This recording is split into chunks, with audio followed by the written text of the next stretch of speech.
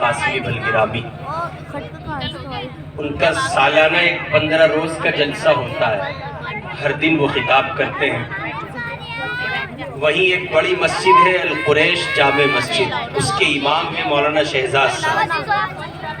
تو مولانا انیس صاحب نے ان کی ذمہ داری لگائی کہ نظامت تم کو کرنی ہے، یہ سنچالکی جو ہوتی ہے نظامت، جلسے کو لے کے چلنا، ایک دن کی، 2 دن کی، 3 دن کی، جیسے حضرت مولانا نے بہت بڑا چڑھا کے پیش کیا ہے، مجھے اس سے مارکیٹ میں پروڈکٹ ٹھیک بکتا ہے، تو ویسے انہوں نے روزانہ 2-3 دن تک میں مولانا انیس صاحب سے درخواست کرتا ہوں وہ آئیں اور تقریر پیش فرمائیں یا بیان کریں یا نصیحت کریں۔ 3 دن ایسا رہا۔ چوتھے دن مولانا بولے کہ یار مولی شہزاد، اس سے تو مارکیٹ ڈاؤن ہوگی بھائی، 2-4 شعر پڑھا کر، 2-4 الفاظ کہا کر تمہید میں۔ تو اگلے دن انہوں نے، یہ خدا کی عطا ہوتی ہے، ہر آدمی نہیں بول پاتا، اگلے دن انہوں نے تیاری کی اور بہت سارے اشعار اپنے ذہن کا حصہ بنائے، اور ٹھیک اس وقت جب مولانا کو مدعو کرنا تھا وہ شعر بھول گئے، اور انہوں نے لمبا چوڑا نام زمین آسمان ملا کے ایک کر کے نام لیا اور کہا میں حضرت کو ان اشعار کے ساتھ دعوت دیتا ہوں، اور وہ شعر ذہن سے غائب، یاد نہیں۔ تقریباً کوئی 30 سیکنڈ کا مرحلہ تھا، سناٹا چھا گیا مجمع میں، کئی سو کا مجمع ہوتا ہے۔ تو پھر انہوں نے کہا حضرت شعر تو میں بھول گیا، آپ ایسے ہی آ جاؤ بس۔ ان کی محبتیں انہوں نے بہت کچھ بنا دیا، بڑھا دیا۔ ہم تو بھائی آپ کے رشتہ دار ہیں، آپ کے گاؤں سے ہماری نسبت ہے، اور یہ ہم سمجھتے ہیں کہ بہت بڑی بات ہے۔ آج اصل میں شب برات کا دن ہے، اور میں پیچھے سے لمبے سفر سے آ رہا ہوں، 2 تو نہیں، البتہ 12 بجے 11:30 بجے فلائٹ سے اترا تھا، اور بس جیسے تیسے کر کے آپ تک پہنچا۔ آپ نے بہت انتظار کیا، تو آپ کی تفنن طبع کے لیے ایک جملہ بول دیتا ہوں، آپ کو ہوئی اسویدھا کے لیے ہمیں کھید ہے۔ اب معذرت کیا پیش کروں، بس یہ جملہ قبول فرما لیں، درود شریف پڑھیں۔ اللہم صلی علی سیدنا محمد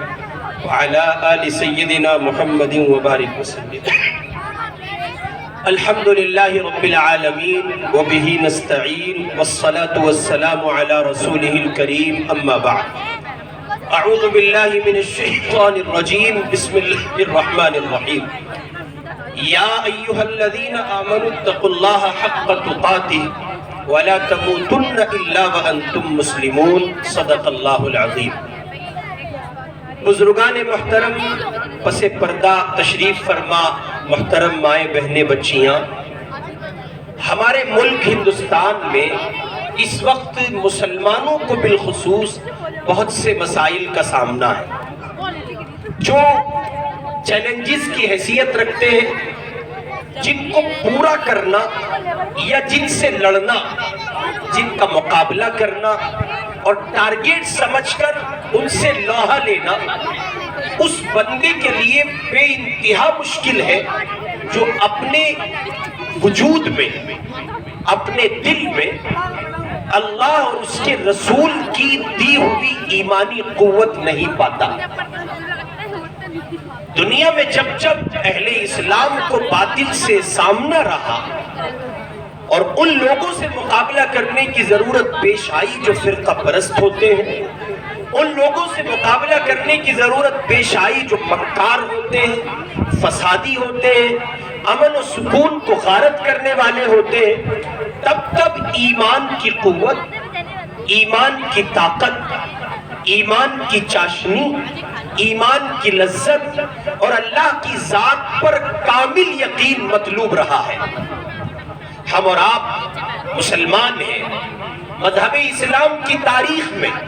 ہم نے اور آپ نے بہت سی جنگوں کے اور معرکوں کے واقعات سنے۔ ہم نے اور آپ نے یہ سنا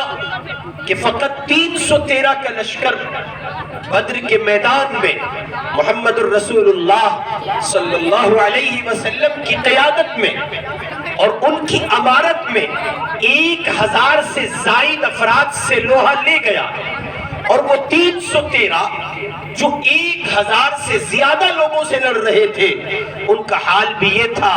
کہ رمضان المبارک کا مہینہ ہے اور کوئی اللہ کا بندہ کئی دنوں سے نہیں کھا سکا، اور جس کو ملا تو مختصر ملا، اور مزید یہ کہ کسی کے پاس جنگ لڑنے کے جو سامان ہوتے ہیں، آلات ہوتے ہیں،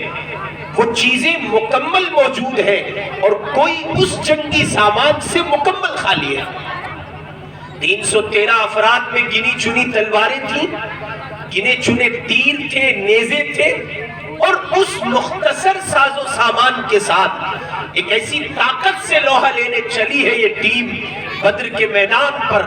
بدر کی زمین پر۔ اس کے امیر ہیں، اس کے قائد ہیں، اس کے رہبر ہیں، اس کی امارت کو سنبھالے ہوئے ہیں اللہ کے لاڈلے پیغمبر حضرت محمد صلی اللہ علیہ وسلم۔ مگر آپ یہ دیکھیں کہ ان تمام کے تمام صحابہ میں امام الانبیاء حضور پاک علیہ السلام کی بات تو نرالی ہے، ان کی ذات نرالی ہے، ان کے یقین کو اور ان کے کمال عبدیت کو کوئی کیا پہچان سکے گا؟ ان کے سوا بھی حضرات صحابہ کرام میں ابو بکر، حضرت عمر، حضرت عثمان، حضرت علی، صحابہ کرام کی جو جماعت ہے وہ سب کے سب وہ اللہ کے بندے ہیں کہ جو یقین کی دنیا کے کمال کو پہنچے ہوئے ہیں، اور ہر ایک نے اپنے یقین کی دنیا میں اس بات کو پورے طور پر اپنے دل کی زمین پر منشرہ پایا ہے کہ جلانے والی ذات، مارنے والی ذات، موت و حیات کی مالک اگر کوئی ذات ہے تو وہ اللہ کی ہے، اللہ کے سوا کسی کی نہیں ہے۔ میرے بھائی، میں اور آپ آج ہندوستان کی سرزمین پر جن حالات میں جی رہے ہیں وہ حالات گزشتہ زمانوں کی طرح معمول کے مطابق نہیں ہیں، بہت مختلف نوعیت ہے۔ ایک زمانہ تھا جب ہم نے اس زمین پر امن و سلامتی اور پیار و محبت کو اتنی گہرائی سے دیکھا ہے، اتنے غور سے دیکھا ہے کہ اگر کسی گاؤں کی بچی کسی دوسرے گاؤں میں اس کا نکاح ہو گیا، شادی ہو گئی، اور اس گاؤں کا جس گاؤں کی بیٹی ہے کوئی غیر مسلم بندہ بھی اس گاؤں میں پہنچ گیا تو اس نے مسلمان بیٹی کے ساتھ وہ سلوک کیا جو وہ اپنی بیٹی کے ساتھ کرتا تھا، اس کو اسی احترام، عزت اور محبت کی نگاہ سے دیکھا جس طرح وہ اپنی بیٹی کو دیکھتا تھا۔ اور یہی صورتحال ایک مسلمان کی تھی کہ ایک مسلمان اپنی بیٹی سے ملنے اگر کسی گاؤں میں گیا اور پڑوس میں اس کی بچی کے پڑوس میں اس کے پڑوسی غیر مسلم کی بیٹی رہتی ہے تو وہ اس سے ملنے بھی گیا، اس کے ہاتھ پر بھی اس نے پیسے رکھے اور اسی طرح دعائیں دی، اسی طرح نوازشات اور محبتوں کا معاملہ کیا جس طرح وہ اپنی حقیقی مسلمان بیٹی کے ساتھ کر رہا تھا۔ اور وجہ اس کی یہ تھی کہ یہ وہ زمانہ ہے جس زمانے میں یہاں کے ہندوؤں نے، یہاں کے سکھوں نے، یہاں کے عیسائیوں نے، یہاں کے جینیوں اور یہاں کے مسلمانوں نے آپسی رکھ رکھاؤ اور پیار و محبت کو باقی رکھنا اور اس کو بحال رکھنا ضروری سمجھا تھا۔ بصورت دیگر آج ہم یہ دیکھ رہے ہیں کہ فرقہ پرست طاقتیں عناد کو اس درجے بڑھا چکی ہیں، بغض اس درجے پروان چڑھ چکا ہے، اور کہیے کہ سر چڑھ کر بول رہا ہے، بڑوں کا احترام نہ رہا، ان کا سمان نہ رہا، چھوٹوں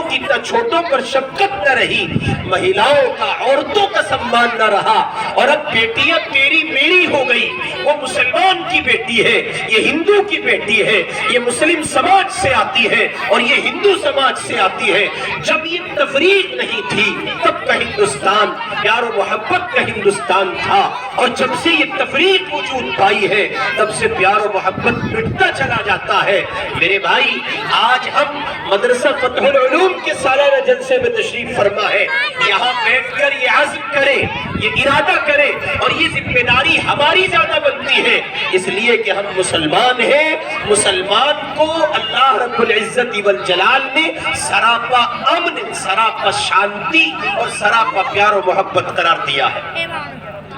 اور ان میں اللہ تعالیٰ کہہ رہے فَأَيُّ الْفَرِيقَيْنِ أَحَقُّ بِالْأَمْنِ إِن كُنتُمْ تَعْلَمُونَ، اگر تم جانتے ہو تو بتاؤ امن کا اصل حقدار کون ہے؟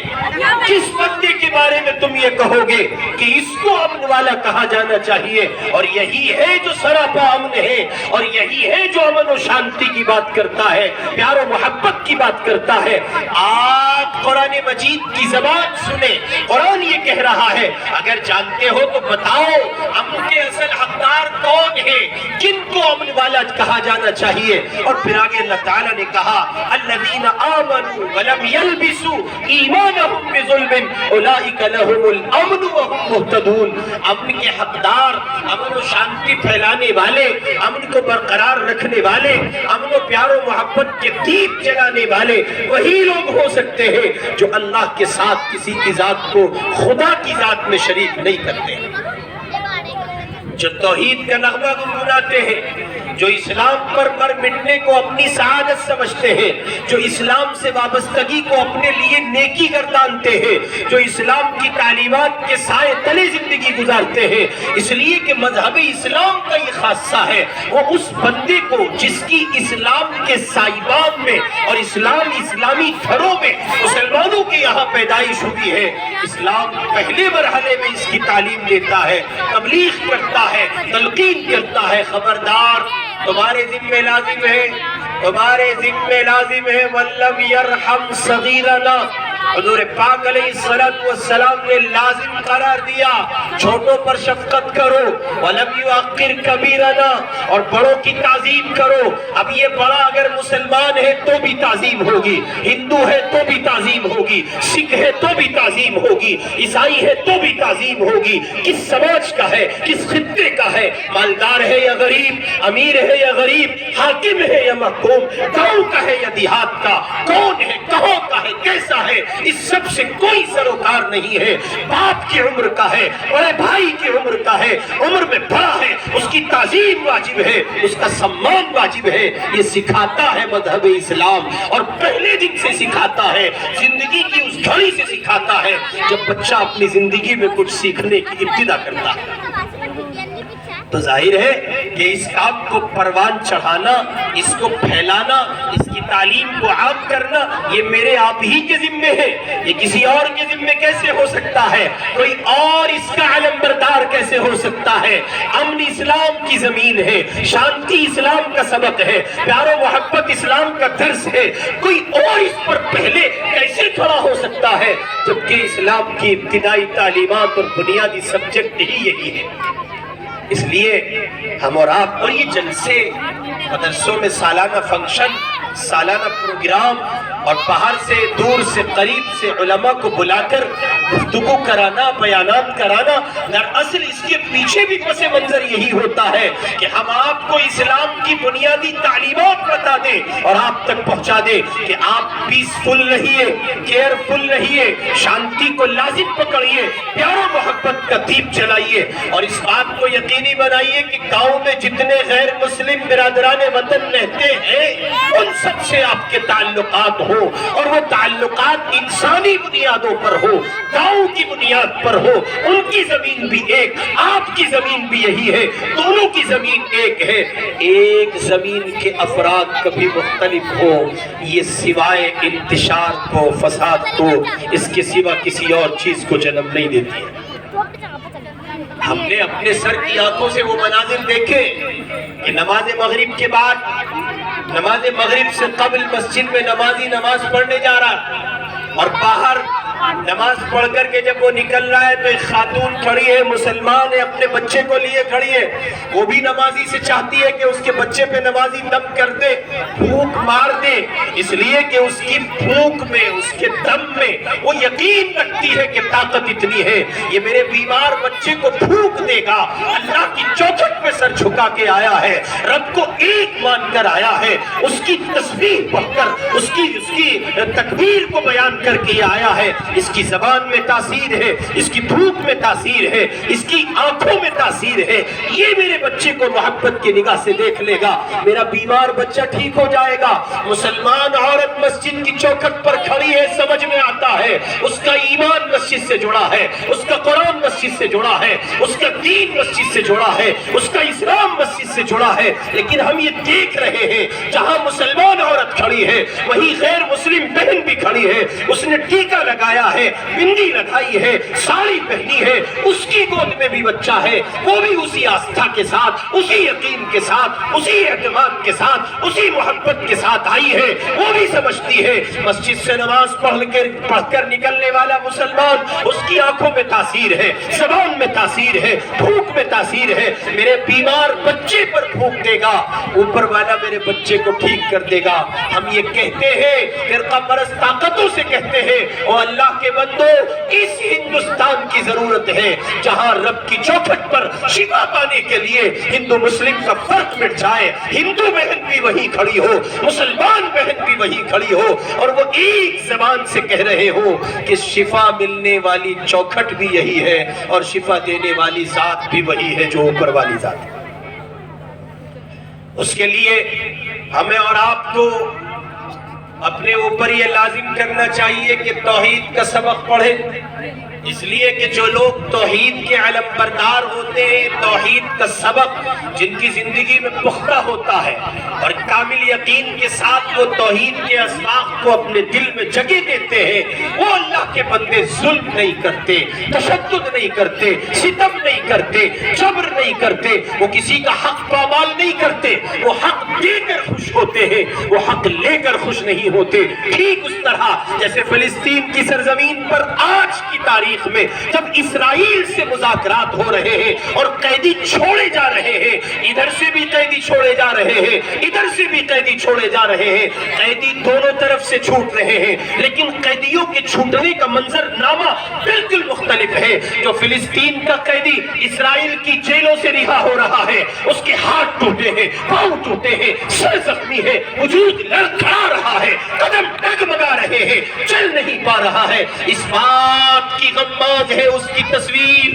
وہ یہ بتا رہا ہے اس پر ظلم ہوا ہے، ستم ہوا ہے، جبر ہوا ہے، تشدد ہوا ہے، مارا گیا ہے، ٹوٹا گیا ہے۔ ادھر فلسطینی بھی رہا کر رہے ہیں، وہ بھی قیدی چھوڑ رہے ہیں، لیکن ادھر سے آنے والوں کے ہاتھ میں پھول ہیں، پیار محبت کے نغمے ہیں، گنگناہٹ ہے، زمزمے ہیں ان کلمات کے، وہ یہ کہہ رہے ہیں حماس دا گریٹ، وہ یہ کہہ رہے ہیں ہم نے فلسطینیوں جیسا بااخلاق نہیں دیکھا، وہ یہ کہہ رہے ہیں جتنے دین کے ساتھ رہے ہیں کبھی بھوک سے تڑپنے نہیں دیا، وہ یہ کہہ رہے ہیں کتنے دن ان کے ساتھ رہے ہیں، پیار کی نگاہ سے دیکھا۔ انتہا ہو گئی تب جب ایک 70 پلس کی بوڑھی نے، 70 سال سے زیادہ عمر کی بوڑھی عورت، اس کا نام اس لسٹ کا حصہ ہوا جو قیدیوں کو ریلیز کی جانے والی لسٹ تھی، اور یہ کہا گیا کہ آپ کا نام بھی ہے، آپ کو بھی رہا ہونا ہے، آپ کو بھی جانا ہے۔ وہ کہنے لگی مجھ پر ایک احسان کرو، تمہارا احسان ہوگا، سدا دعائیں دوں گی، میں تمہارے ماں کی جیسی ہوں، مجھ پر ایک احسان کرو۔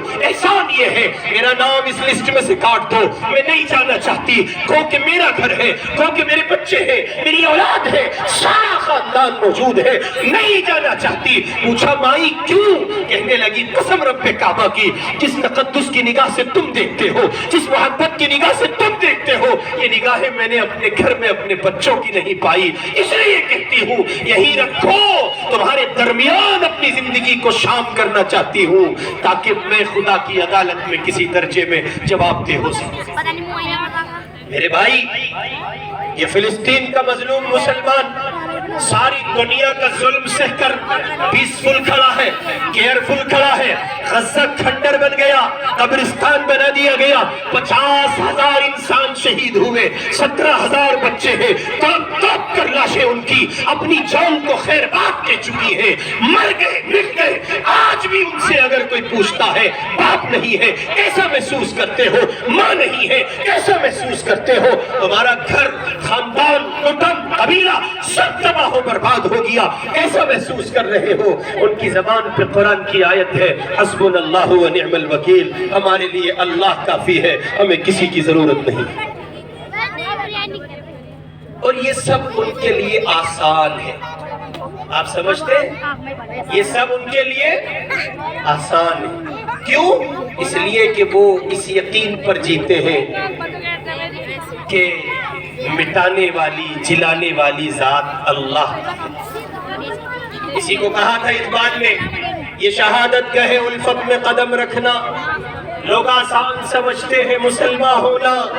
لوگ آسان سمجھتے ہیں، میرے نوجوان دوست بیٹھے ہیں، آسان نہیں ہے مسلمان ہونا. اس لیے کہ جب آپ اسلام کا اقرار کرتے ہیں، آپ یہ کہتے ہیں اللہ کے سوا کوئی معبود نہیں، آپ یہ کہتے ہیں حضرت محمد صلی اللہ علیہ وسلم اللہ کے آخری رسول ہیں، تو ان آنکھوں کا دیکھنا آزاد نہیں ہے، ان کانوں کا سننا آزاد نہیں ہے، اس زبان کا بولنا آزاد نہیں ہے، یہ پاؤں اپنی مرضی سے نہیں اٹھ سکتے، یہ ہاتھ اپنی مرضی سے نہیں چل سکتے، یہ وجود غلام ہے محمد الرسول اللہ کا، آپ کے وجود کا ایک ایک بال غلام ہے، ایک ایک حصہ غلام ہے محمد الرسول اللہ صلی اللہ علیہ وسلم کا. اس لیے کہ آپ نے ان کی غلامی کا طوق پہنا ہے اور آپ ان کے ہاتھوں پر بکی ہوئی شخصیت ہے. آپ اپنے نہیں، آپ ان کے ہیں جو مدینے میں آرام فرما ہے صلی اللہ علیہ وسلم. اسی کو کہا تھا حضرت حسان بن ثابت نے، فداک ابی و امی یا رسول اللہ، میرے ماں باپ آپ پر قربان. ایسے بن کر جیو، ایسے بن کر رہو کہ دنیا تم کو سراپا شانتی سمجھے، سراپا امن سمجھے، سراپا سلامتی سمجھے. پیار و محبت کی گیت گنگناؤ، پیار و محبت کے درس کو عام کرو، انسانیت نوازی کو پروان چڑھاؤ، انسانوں کو سینے سے لگاؤ، تفریقات کا خاتمہ کرو، انتشار کا خاتمہ کرو، آپسی حسد کا، کینہ کا، بغض کا، عداوت کا، کپٹ کا، اس سب کا خاتمہ کرو. ایک اچھے انسان بنو، ایک اچھے مسلمان بنو. یہ زمین آج بھی اچھے مسلمانوں کو ترس رہی ہے. اس زمین پہ جب جب اچھے مسلمان رہے ہیں تب تب اس زمین نے مختلف نظارے دیکھے ہیں جو عقل کا حصہ نہیں ہوتے.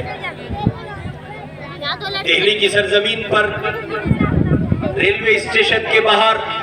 پڑپڑ گنج کے علاقے میں حضرت شیخ الحدیث صاحب مولانا زکریا رحمۃ اللہ علیہ اپنے شیخ حضرت مولانا خلیل احمد صاحب سہارنپوری رحمۃ اللہ علیہ کو لینے کے لیے آئے، یا کسی سفر کی مناسبت سے وہ اسٹیشن پر تھے تو انہوں نے دیکھا سامنے پانی کی دکان ہے، بوتل لینے پہنچ گئے اور وہ اتفاق سے دکان پانی کی نہیں شراب کی تھی. شرابی کو شراب کا پتہ ہوتا ہے، جس کا دور تک واسطہ نہ ہو اسے کیا پتہ.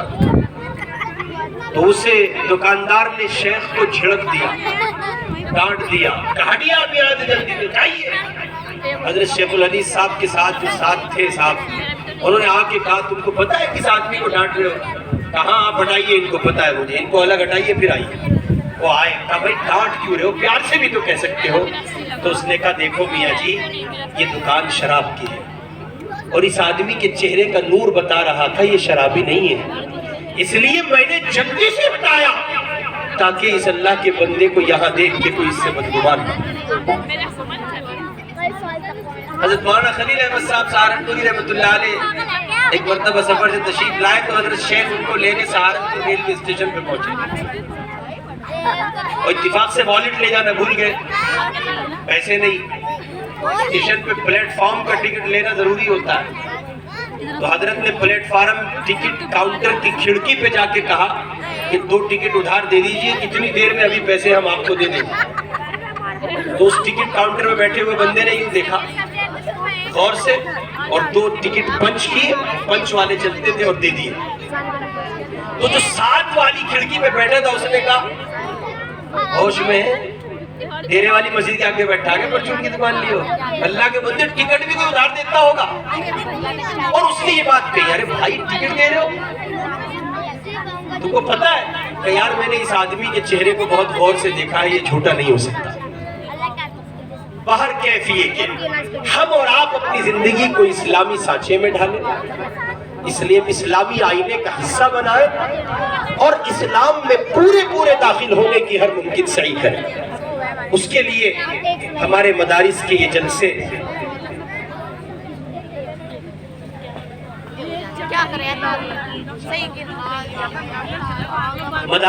جلسے اور سالانہ تقریب کے موقع پر اس کی مناسبت سے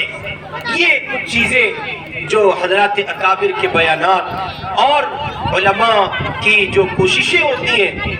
اپنی گفتگو کے واسطے سے، وہ دراصل بنیادی طور پر یہ ہوتی ہے کہ ہم اور آپ ایک اچھے مسلمان بنے، توحید کو جگہ دیں، توحید پر قائم رہیں، جمے رہیں، اس طور پر جمے رہیں کہ ہمارے ایمان کا کوئی سودا نہ کر سکے۔ اللہ تعالیٰ قرآن مجید میں کہہ رہے ہیں ایمان والو اللہ سے ڈرو جیسا ان سے ڈرنے کا حق ہے،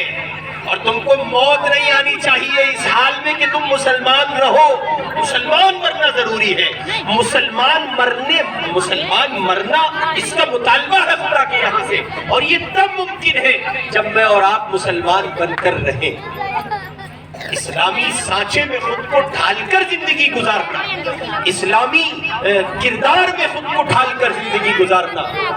اس کے بعد یہ توقع کی جائے اور اس کے بعد یہ امید لگائی جائے کہ ہاں ہمارا خاتمہ اسلام پر ہوگا، یہ بات ذرا درست معلوم ہوتی ہے۔ اس لیے ہم اور آپ اس سلسلے میں عزم کریں، ارادہ کریں کہ انشاءاللہ العزیز اسلامی تعلیمات کو جگہ دیں گے اور ایک اچھا مسلمان بن کر جینا اور مسلمان ہی اسلام ہی کے ساتھ مرنا اپنے لیے اس کو یقینی بنائیں گے۔ اس کے لیے جو کچھ ہمارے اکابر، ہمارے بزرگان دین، اہل اللہ، ہمارے مشائخ جو طریقہ اور جو تدبیر ہمیں بتاتے ہیں اس پر ہم قائم رہنے کی ہر ممکن سعی کریں گے۔ اس لیے میرے بھائی ہم اور آپ قرآن پاک کی اس آیت کو اپنے ذہن میں رکھیں، یا ایھا الذین آمنوا ادخلوا فی السلم کافہ، اللہ تعالیٰ فرمائے ایمان والو اسلام میں پورے داخل ہو جاؤ، اور پورا داخلہ اسی وقت ممکن ہے جب ہم اور آپ اسلامی تعلیمات کو بیسیکلی بنیادی طور پر اپنی زندگی کا حصہ بنائیں۔ ہمارے درمیان نائب امیر الہند حضرت اقدس حضرت مفتی سید محمد سلمان صاحب دامت برکاتہم العالیہ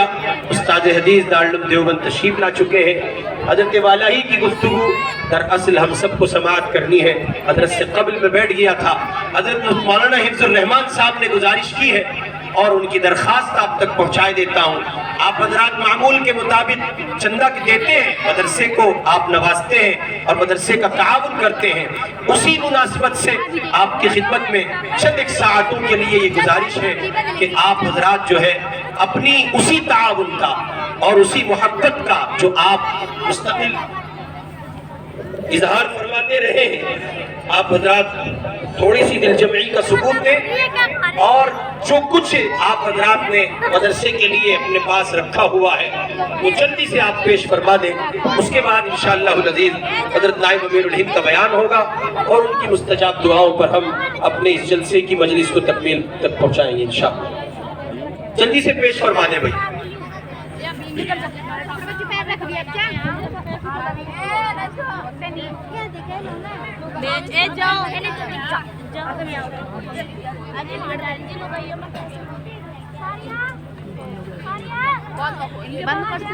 ماشاءاللہ بتائیں بھائی، بتائیں جلدی سے۔ آپ حضرات نے ادارے کے لیے جو کچھ رکھا ہوا ہے وہ سب آپ حضرات